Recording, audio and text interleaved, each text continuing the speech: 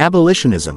In 1783 to 1888, in Western Europe and the Americas, the movement chiefly responsible for creating the emotional climate necessary for ending the transatlantic slave trade and chattel slavery.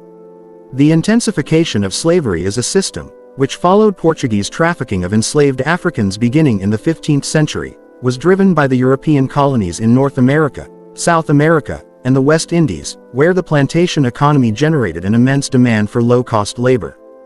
Between the 16th and 19th centuries, an estimated total of 12 million enslaved Africans were forcibly transported to the Americas.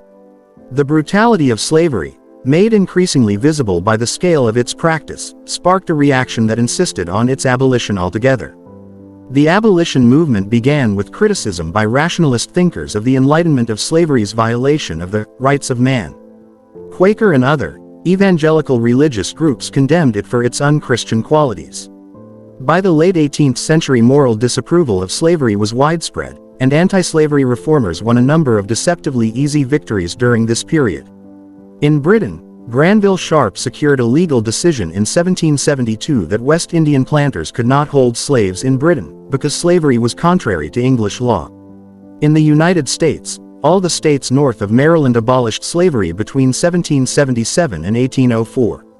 But anti-slavery sentiments had little effect on the centers of slavery themselves, the massive plantations of the Deep South, the West Indies, and South America. Turning their attention to these areas, British and American abolitionists began working in the late 18th century to prohibit the importation of enslaved Africans into the British colonies and the United States.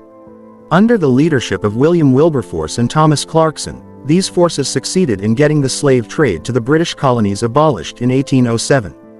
The United States prohibited the importation of slaves that same year, though widespread smuggling continued until about 1862. Anti-slavery forces then concentrated on winning the emancipation of those populations already in slavery.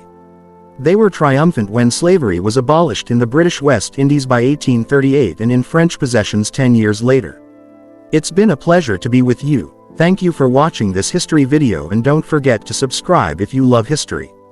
See you in the next video.